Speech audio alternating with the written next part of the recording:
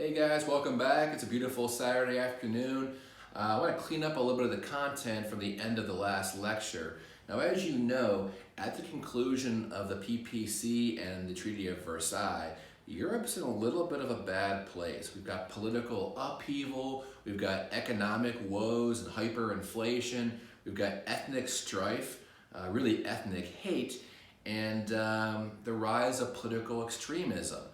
Woodrow Wilson's going to leave and go back to America as happy as can be. As I mentioned the last time, League of Nations was included in the Treaty of Versailles, but voted down by his own Congress upon his return back to America. So Wilson, of course, goes barnstorming via train, and he's giving stump speeches all over America. During that process, he has a stroke and is never really the same again as U.S. president. And he knows that his baby, the 14th point, never happened for America, although it was used by European nations and other global nations.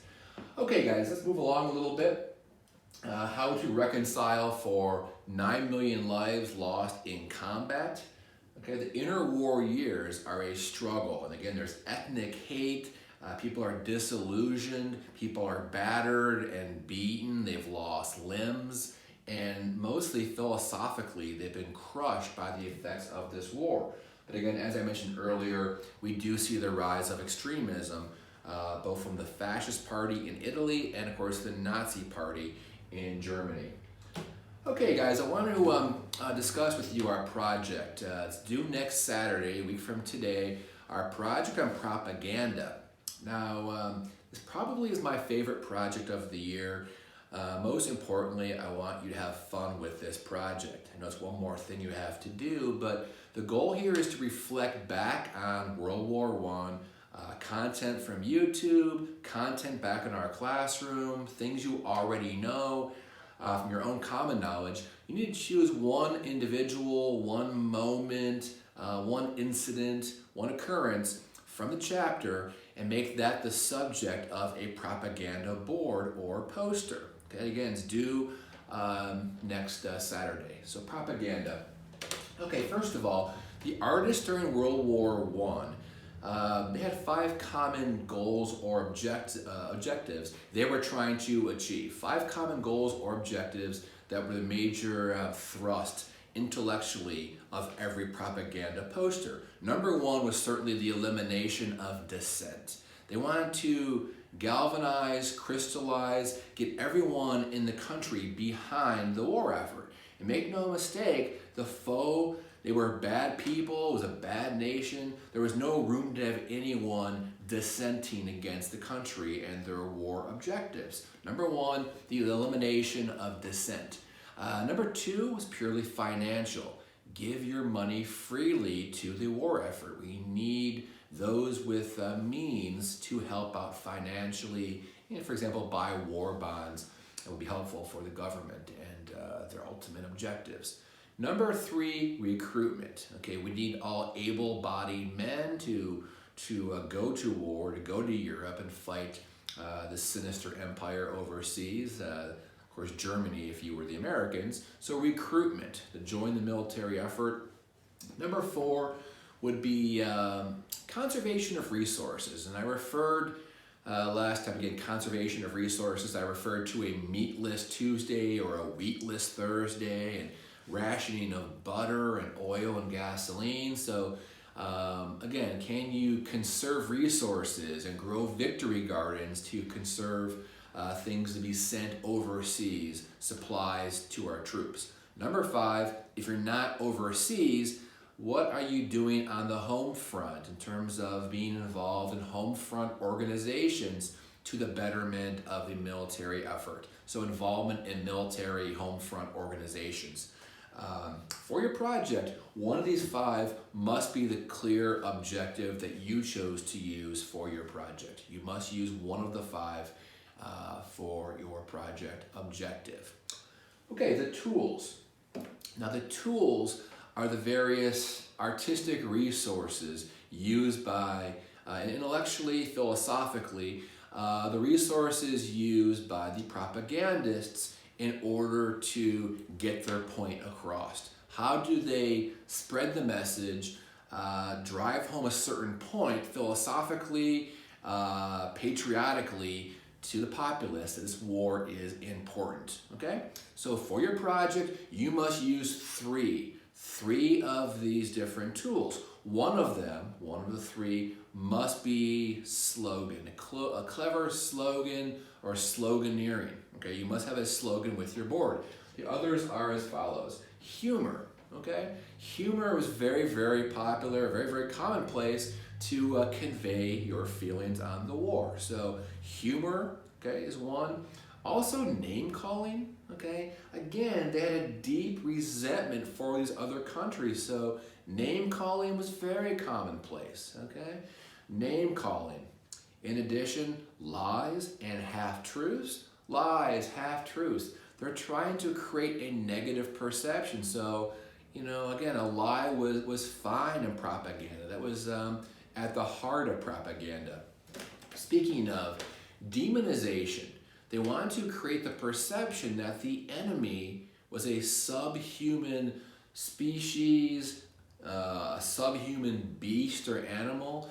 Okay, so, you know, in doing that, it would allow people to not feel empathy for the enemy. So demonization, you know, portray them as, you know, a sea beast or a monster with wings or a skeletal figure. Demonization, very common as well.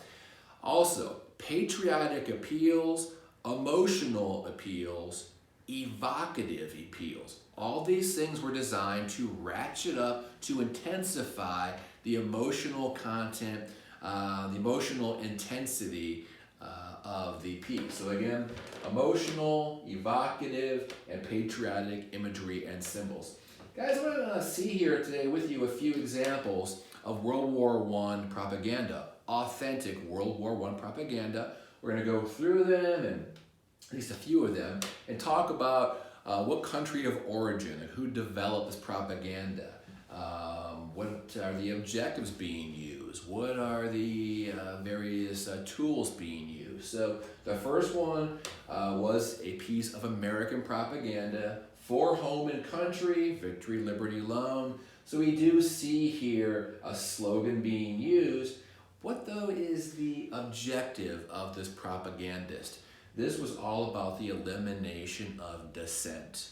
Elimination of dissent. And this guy has come back from the war. We can kind of visualize him, you know, at the train station coming home to his adoring family, you know, his spouse, his young child. So the idea is, if you go to the war, you'll come back a hero, and you'll be loved by your family and your country and your friends. So it's very emotional, very evocative as well. Speaking of evocative or intensifying the emotional content, we do see his wife touching the metal on his chest. He has brought back this German military helmet. There was no more prized souvenir than a German helmet to bring back to the States from World War I. So it's evocative.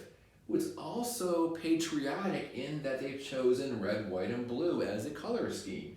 Let's move along to the next piece of propaganda. This one is all about recruitment. The objective is recruitment. It's from the American perspective as well. This guy is a Wall Street banker. He has gone to work that day. He's read the newspaper upon arriving in his office. He rips off his jacket. He throws down the paper. And what has caused this? He's read the newspaper. It says Huns kill women and children. The Huns was a nickname for the Germans used by the Entente. So certainly name calling here being used.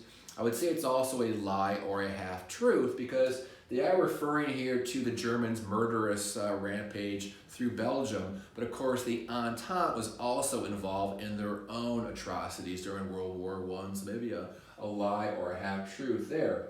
Again, he's taken off one jacket and he's going to put on the uniform of a different branch, this time the AEF. So it's emotional by his reaction, it's evocative, it's patriotic, again, red, white, and blue. Tell that to the Marines. And of course, 24 East 23rd Street is the location where you can sign up for the military. Okay guys, so war gardens, over the top. This one has to do with conservation of resources. Conservation of resources, again, wheatless Tuesdays and porkless Thursdays. Grow yourself a victory garden. Create your own pumpkin, grow your own rutabaga, potatoes, tomatoes, and conserve the rest for the frontline troops. So it's all about conservation of resources.